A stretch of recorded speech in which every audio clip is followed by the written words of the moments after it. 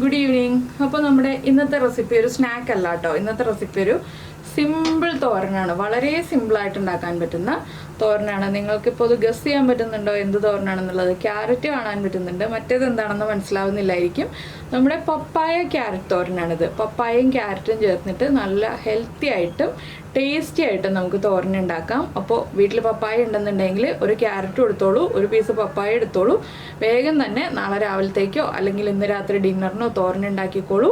അപ്പോൾ എങ്ങനെയാണ് നമ്മൾ തോരൻ റെഡിയാക്കുന്നതെന്ന് നോക്കിയാലോ?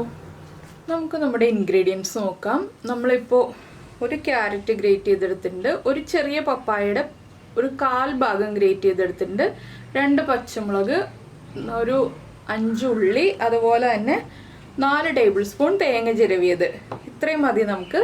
അപ്പോൾ നമ്മുടെ തോരൻ റെഡിയാക്കാൻ തുടങ്ങാം. നമുക്ക് ആദ്യം ഒരു പാൻ ചൂടാക്കി എടുക്കാം. അപ്പോൾ നമ്മുടെ പാൻ ചൂടായി വരുന്നുണ്ട്. നമുക്കിതിലേക്ക് വെളിച്ചെണ്ണ ചേർക്കാം. അപ്പോൾ ഈ ഒരു തോരനിൽ തേങ്ങ അരച്ചും നമുക്ക് തോരൻ ഉണ്ടാക്കാം, ഇതുപോലെയും തോരൻ ഉണ്ടാക്കാം. അപ്പോൾ ഞാൻ എളുപ്പത്തിൽ തേങ്ങ അരയ്ക്കാതെയാണ് തോരൻ ഉണ്ടാക്കുന്നത്. അപ്പോൾ നമ്മുടെ വെളിച്ചെണ്ണ ചൂടായി തുടങ്ങുമ്പോൾ നമുക്കിതിലേക്ക് കടുക് ചേർത്ത് കൊടുക്കാം കേട്ടോ. 1 ടീസ്പൂൺ കടുക് ചേർക്കാം. ഞാനിപ്പോൾ 1/2 ടീസ്പൂണേ ചേർത്തിട്ടുള്ളൂ. എന്താണെന്ന് വെച്ചാൽ കടുകിൻ്റെ ടേസ്റ്റ് കൂടുതൽ ഇഷ്ടമുള്ളവർക്ക് 1 ടീസ്പൂൺ വരെ ചേർക്കാം. ഞാൻ കടുക് കുറച്ച് ചേർത്തത് നമ്മുടെ ഇൻഗ്രീഡിയൻസ് വളരെ കുറവായതുകൊണ്ടാണ്. അല്ലെങ്കിൽ കടുക് മാത്രം കൂടുതലായിട്ടും ബാക്കിയുള്ള കാര്യങ്ങൾ കുറവായിട്ട് നിൽക്കും. അപ്പോൾ നിങ്ങൾ ഇതുപോലെയുള്ള ഈസി തോരനുകളൊക്കെ ഇഷ്ടപ്പെടുന്ന ആളുകളാണെന്നുണ്ടെങ്കിൽ നീതാസ് ടേസ്റ്റ്ലാൻഡ് തോരൻ റെസിപ്പീസ് എന്ന് പറഞ്ഞിട്ടൊന്ന് സെർച്ച് ചെയ്ത് നോക്കൂ. അപ്പോൾ നമ്മൾ ഇതുവരെ ചെയ്തിട്ടുള്ള എല്ലാ തോരൻ റെസിപ്പീസിൻ്റെയും പ്ലേലിസ്റ്റ് വരും. അതിൽ നിന്ന് നിങ്ങൾക്ക് ഇഷ്ടമുള്ള തോരൻ റെസിപ്പീസ് സെലക്ട് ചെയ്തിട്ട് ഓരോ ദിവസവും ഓരോ തോരൻ ഉണ്ടാക്കി കഴിക്കും. അപ്പോൾ നമ്മുടെ കടുക് പൊട്ടി തുടങ്ങിയിട്ടുണ്ട്. ഒരു 2 വറ്റൽമുളക് ഞാൻ എടുത്തിട്ടുണ്ട്. ആ വറ്റൽമുളകൊന്ന് കട്ട് ചെയ്തിട്ട് നമുക്ക് ഈ എണ്ണയിലേക്ക് ഇട്ട് കൊടുക്കാം. ഇതിൻ്റെ കൂടെ തന്നെ കുറച്ച് കറിവേപ്പിലയും കൂടി ഇട്ട് കൊടുക്കുകയാണ്. പിന്നെ നമ്മളിതിലേക്ക് ചേർക്കുന്നത് ഉള്ളിയാണ്. സവോള ചേർക്കരുത്, ഉള്ളി ചേർത്താലാണ് ഈ ഒരു തോരനൊക്കെ നല്ല ടേസ്റ്റ് ഉണ്ടാവുക. ഞാൻ ഉള്ളിയും കൂടി ചേർത്തിട്ട് ഇനി നന്നായിട്ടൊന്ന് വഴറ്റിയെടുക്കട്ടെ. എന്താണെന്ന് വെച്ചാൽ നമ്മുടെ പപ്പായക്കും ക്യാരറ്റിനൊന്നും ഒരുപാട് വേവില്ല, വേവ് കുറവാണ്.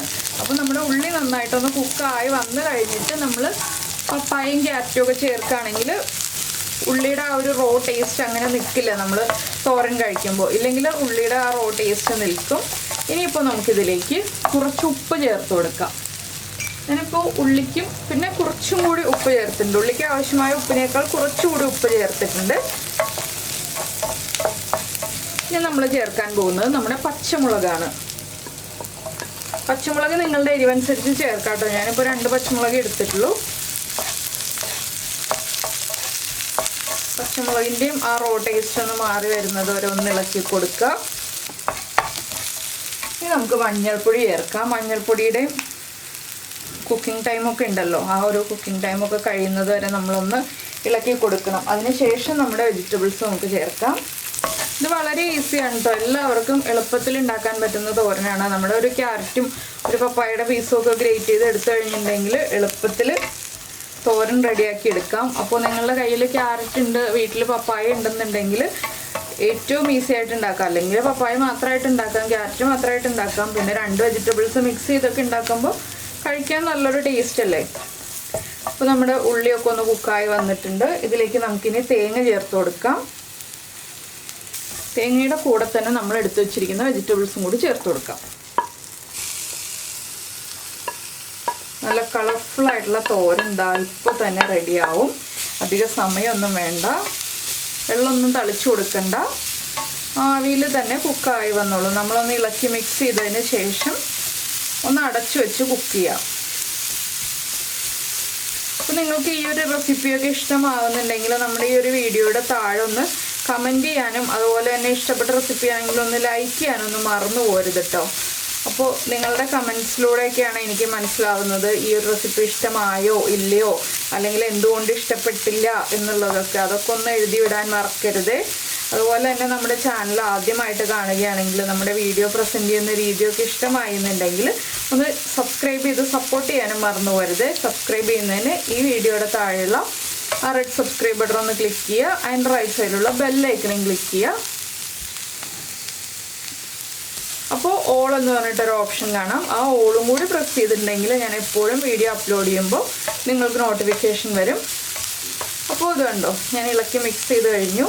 ഇനി നമുക്കെല്ലാം ഒരുമിച്ചാക്കിയിട്ട് ലോ ഫ്ലെയിമിൽ വെച്ചിട്ട് കുറച്ച് സമയം കുക്ക് ചെയ്തെടുക്കണം. എന്ന് വെച്ചാൽ ഹൈ ഫ്ലെയിമിൽ വെച്ചിട്ടുണ്ടെങ്കിൽ നമ്മുടെ വെജിറ്റബിൾസ് കരിഞ്ഞു പോകും. അപ്പോൾ നമ്മൾ ലോ ഫ്ലെയിമിൽ വയ്ക്കുക. വെള്ളമൊന്നും തളിച്ചു കൊടുക്കാത്തതല്ലേ, ഈ വെജിറ്റബിൾസിൽ നിന്നുള്ള വെള്ളം ഉപയോഗിച്ച് തന്നെയാണ് നമ്മൾ കുക്ക് ചെയ്തെടുക്കുന്നത്. അപ്പോൾ ചെറിയ ബർണറിൽ ചെറിയ ഫ്ലെയിമിൽ വെച്ചിട്ടാണ് ഞാൻ കുക്ക് ചെയ്യുന്നത്.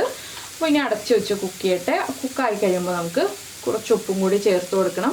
ഇപ്പോൾ നമ്മൾ ഉള്ളിലേക്കുള്ള ഉപ്പാണ് ചേർത്തത്. കുറച്ച് ഉപ്പ് കൂടുതൽ ചേർത്തിട്ടുണ്ട്, പക്ഷെ നമ്മൾ ബാക്കിയുള്ള ഉപ്പും കൂടി ചേർത്താലേ നമ്മുടെ തോരൻ പെർഫെക്റ്റ് ആവുള്ളൂ. അപ്പോൾ ഇനി അടച്ച് വയ്ക്കട്ടെ. അപ്പോൾ നമ്മുടെ തോരൻ ഏകദേശം കുക്കായി വന്നിട്ടുണ്ട്. ഞാൻ ഒരു പ്രാവശ്യം ഒന്ന് ഇളക്കി കൊടുത്തു. ഇനി നമുക്ക് തുറന്നിട്ട് ഒന്നുകൂടി ഇളക്കി കൊടുക്കണം. അപ്പോൾ കുറച്ച് ഉപ്പ് കുറവുണ്ട്, നമുക്ക് കുറച്ചുകൂടി ഉപ്പ് ചേർക്കാം. ചെറിയൊരളവിൽ ഉപ്പ് ചേർത്ത് കൊടുക്കുക. അതിനുശേഷം ഫ്ലെയിം ഒന്ന് കൂട്ടി വയ്ക്കുക. ഞാൻ ഫ്ലെയിം കുറച്ച് വെച്ചിട്ടാണ് ഇത്രയും സമയം അടച്ചു വെച്ചതും ഒന്ന് ഇളക്കി കൊടുത്തതും. ഇനി ഫ്ലെയിം ഒന്ന് കൂട്ടി വെച്ചിട്ട് നന്നായിട്ടൊന്ന് ഇളക്കി കൊടുക്കുക.